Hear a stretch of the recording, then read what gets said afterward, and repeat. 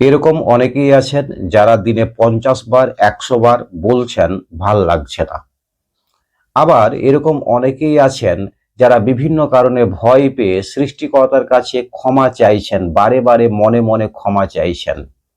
অনেকে আছেন বারে বারে হাত পরিষ্কার করছেন, অনেকে আছেন তালা চাবি চেক করছেন, অনেকে সুইচ চেক করছেন, আবার কেউ গ্যাসের স্টোভ চেক করছেন, আবার কারো নিকট জনের কোনো ক্ষতি হয়ে যাবে এরকম আশা করে ভীত সন্ত্রস্ত অনুভব করছেন, বারে বারে দুশ্চিন্তার সম্মুখীন হচ্ছেন।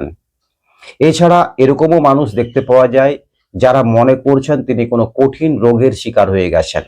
তিনি কোন ডাক্তার দেখাবেন, কোথায় টেস্ট করাবেন সেই নিয়ে দুশ্চিন্তায় আছেন। আবার এরকমও অনেক মানুষ আছেন যারা সারাদিন গুগলে সার্চ করছেন, ইউটিউবে সার্চ করছেন কোন রোগ, তার লক্ষণ কি, তার সমাধান কি, কিভাবে বোঝা যায় ইত্যাদি বিষয় নিয়ে। এগুলো ছাড়াও এরকম বহু মানুষ আছেন যারা বাইরে বেরোতে ভয় পান, হঠাৎ করে তাদের কিছু হয়ে যেতে পারে। তারা ফিয়ারের শিকার, অর্থাৎ তাদের যাতে ভয়টা না হয় তার জন্য তারা বাড়ির মধ্যে নিজেকে আটকে রেখেছেন। আবার এরকমও বহু মানুষ আছেন যারা লোকের সম্মুখে যেতে বা কোনো অনুষ্ঠানে বা কোনো মেলাতে যেতে ভয় পান। যারা সোশ্যাল অ্যাংজাইটির শিকার আছেন তাদের মধ্যে এই লক্ষণ দেখা যায়। এই বিভিন্ন ধরনের যে লক্ষণের কথা আমি বললাম, এরা প্রত্যেকেই দুশ্চিন্তার কারাগারের মধ্যে রয়েছেন। এনারা প্রত্যেকেই মুক্তির পথ খুঁজে বেড়াচ্ছেন এবং এর সমাধান করতে গিয়ে তারা আরো বেশি দুশ্চিন্তার জালে বা দুশ্চিন্তার ফাঁদে আটকে পড়ছেন। কেন এরকম হয়? দুশ্চিন্তার কারাগারে আমরা কিভাবে অজান্তেই বন্দী হয়ে যাই? কাদের মধ্যে এই সমস্যা হয়, কেন হয় এবং এর সমাধান কি হতে পারে সেই বিষয় নিয়ে আজকের ভিডিওতে আলোচনা করব। শুরুতে আমি যতগুলো লক্ষণের কথা বললাম এগুলো প্রত্যেকটাই কিন্তু এক একটা মানসিক সমস্যা। এই মানসিক সমস্যার সমাধান করার আগে এর কারণগুলোকে ভালো করে জানতে হবে এবং এর রুট কোথায় আছে, এর মূল জায়গা কোথায়, কোন জায়গা থেকে ক্ষতিটা হচ্ছে সেই বিষয়টাকে জানার দরকার আছে। তবে গিয়ে মূলে সমাধান করা সম্ভব হবে এবং সেই সমাধানটা একটা দীর্ঘস্থায়ী সমাধান হতে পারে। কাদের মধ্যে এই ধরনের সমস্যা দেখা যেতে পারে? দেখা যায় 50% মানুষ তাদের অ্যাডোলেসেন্ট পিরিয়ডেই এই ধরনের সমস্যার শিকার হচ্ছেন এবং বাকি যে কোনো সময় যে কোনো বয়সে এই ধরনের সমস্যার শিকার হতে পারেন। তাই কেউ মানসিকভাবে দুর্বল তাই মানসিক সমস্যার শিকার হয়েছেন এই ধারণাগুলো ঠিক নয়। যে কোনো মানুষেরই মানসিক সমস্যা হতে পারে। এই দুশ্চিন্তার ফাঁদে আমরা কেন পড়ে যাই, আসুন তার উত্তর জানার চেষ্টা করি। আমরা যা জানি, বুঝি, ভাবি, আমরা ভাবি আমরা ভাবছি, আসলে তা নয়। আমরা যা বুঝি, আমরা যেভাবে কোনো একটা বিষয়কে দেখি, যেভাবে আমাদের মনের মধ্যে ভাবনা চিন্তা চলতে থাকে তার পেছনে বিশ্বাস কাজ করে। অনেক সময় আমাদের এই বিশ্বাসগুলো ভুল বা ফল্টি হয়ে থাকে। এই ত্রুটিপূর্ণ বিশ্বাসগুলো আমাদেরকে বারে বারে অবিশ্বাসের দিকে ঠেলে দেয়, বারে বারে ক্ষতির দিকে চিন্তাকে নিয়ে যায়। দুশ্চিন্তা মানে আমি বলি দুটো চিন্তা। এক নাম্বার চিন্তা হলো আমরা সবাই উন্নতি করতে চাই, আমরা সবাই উন্নত জীবনযাপন করতে চাই, এটা আমাদের প্রত্যেকেরই ইচ্ছা বা আশা আকাঙ্ক্ষা। কিন্তু দেখা যায় যাদের মধ্যে অ্যাংজাইটি বা ডিপ্রেশন বা কোনো ধরনের মানসিক সমস্যা হয়েছে তাদের মধ্যে ক্ষতির চিন্তাগুলো বা ক্ষতি হতে পারে এই বিশ্বাসটা ভীষণভাবে স্ট্রং হয়। এর ফলে তারা বারে বারে মনে করতে থাকেন যে তাদের ক্ষতি অবশ্যম্ভাবী, তারা অবশ্যই কোনো সমস্যার মধ্যে পড়তে চলেছেন এবং সেই সমস্যা থেকে মুক্ত হওয়া তাদের পক্ষে সম্ভব নয়। তারা একটা ভীষণ নিরাপত্তাহীনতায় ভোগেন এবং এর ফলে তারা দুশ্চিন্তার কারাগারে বন্দী হয়ে যান। এটা এমন একটা কারাগার যেখানে কোনো পাহারাদার নেই, যেখানে কোনো দরজা নেই, যে কারাগার দেখতে পাওয়া যায় না, কিন্তু সেই মানুষটা মানসিক জগতের মধ্যে আটকে আছেন। বিভিন্ন সময় বিভিন্ন ভিডিওতে আমি বলেছি যারা অ্যাংজাইটি শিকার আছেন বা ডিপ্রেশনের শিকার আছেন তারা আসলে কাল্পনিক ভয়ে ভীত সন্ত্রস্ত অনুভব করছেন।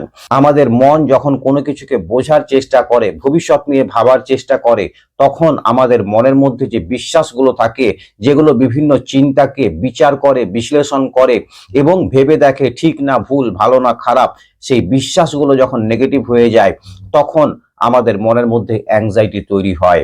এবং এই অ্যাংজাইটি ধীরে ধীরে একবার দৃঢ় হয়ে গেলে তখন আমাদের মনের মধ্যে অনবরত দুশ্চিন্তা চলতে থাকে এবং আমরা তার উত্তর বা সমাধান করার চেষ্টা করি। এই উত্তর দেওয়া বা সমাধান করার চেষ্টার ফলে সেই বিশ্বাসগুলো আরো বেশি দৃঢ় হয়। এর ফলে 24/7 আমাদের মনের মধ্যে কল্পনা চলতে থাকে। একটা জিনিস মাথায় রাখবেন, জীবনটা কল্পনা দিয়ে চলে না, জীবনটা পরিকল্পনা দিয়ে চলে। অটোমেটিক যেগুলো চলে সেগুলো কল্পনা, সেগুলো অবচেতন মনের একটা বিকৃত কল্পনা। এই কল্পনা থেকে বেরিয়ে আসতে গেলে প্রথমত আমাদের যেটা দরকার, আমাদের যে ভুল বিশ্বাস তৈরি হয়েছে সেই বিশ্বাসটাকে চিহ্নিত করার দরকার আছে, সেই বিশ্বাসটা সমাধান করার দরকার আছে বা পরিবর্তনের দরকার আছে। এক্ষেত্রে একটা আশার কথা আছে, সেটা হলো যে আমাদের বিশ্বাসগুলো একবার তৈরি হয়ে গেলে সেগুলোকে পরিবর্তনও করা যায়। তবে নিজে নিজে এগুলো সম্ভব হয় না। কাউন্সিলিং এর মাধ্যমে যখন আপনি আপনার মনের কথা খুলে বলেন, আপনার মনটা অনেকটা শান্ত হয়। তারপরে যে বিকৃত বা ত্রুটিপূর্ণ বিশ্বাস তৈরি হয়েছে সেগুলোকে যখন সংশোধন করা হয় তখন আমরা সেই ভয় থেকে মুক্ত হতে পারি। তাই আজকের দিনে কারাগার শব্দটা যেমন ব্যবহার করা হয় না, সংশোধনাগার, ঠিক তেমনি মাথায় রাখবেন দুশ্চিন্তার সংশোধন সম্ভব। আমরা দুশ্চিন্তা থেকে মুক্তি লাভ করতে পারি, কিন্তু এই ভুল বিশ্বাসগুলো যদি আমরা পরিবর্তন না করি তাহলে অনবরত কল্পনা চলতে থাকবে এবং সেই কল্পনার ফাঁদে আমরা আটকে থেকে যাব। তাই অ্যাংজাইটি হোক, ডিপ্রেশন হোক বা যে কোনো ধরনের মানসিক সমস্যা হোক, এখান থেকে মুক্তি পাওয়া যায়, কিন্তু তার প্রকৃত বা সঠিক উপায় অবলম্বন করতে হবে। পরিশেষে একটা কথা আমি বলবো যে যেমন আমরা নিজের মুখটা নিজের চোখ দিয়ে দেখতে পাই না, একটা আয়না লাগে, ঠিক তেমনি একজন প্রফেশনালের কাছে আপনার মিরারিং করাতে পারেন। সেই মিরারিং এর মাধ্যমে কি হবে, আপনার মনের প্রতিচ্ছবি তুলে ধরা যাবে। আপনার মনের মধ্যে কোথায় কি হচ্ছে, কিভাবে তার সমাধান হতে পারে, কোথায় ভুল হচ্ছে, সঠিক চিন্তা কোনটা হতে পারে সেই বিষয়ে আলোচনা করা হয়। এর ফলে মনের মধ্যে স্বচ্ছতা আসে এবং এই ত্রুটিপূর্ণ চিন্তাগুলো ধীরে ধীরে সংশোধিত হতে শুরু করে। আমাদের আচারে ব্যবহারে এর পরিবর্তন লক্ষ্য করা যায় এবং এর ফলে ধীরে ধীরে আমরা মানসিক সমস্যা থেকে মুক্ত হতে পারি। এই ধরনের মানসিক সমস্যা বা দুশ্চিন্তার ফাঁদে থাকলে আরেকটা বিষয় যেটা হয়, সেটা আমরা বর্তমানটাকে এনজয় করতে পারি না, উপভোগ করতে পারি না। আমরা অনবরত নিরাপত্তাহীনতায় ভুগি। এই জন্য একটা জিনিস মাথায় রাখবেন যে সবকিছু আপনার নিয়ন্ত্রণে নেই, ভবিষ্যৎ আপনার নিয়ন্ত্রণে নেই, কেউ জানে না ভবিষ্যৎ কি হবে। তবে বর্তমানটাকে আমরা কিভাবে কাটাতে পারি সেটা কিন্তু আমাদের হাতে আছে।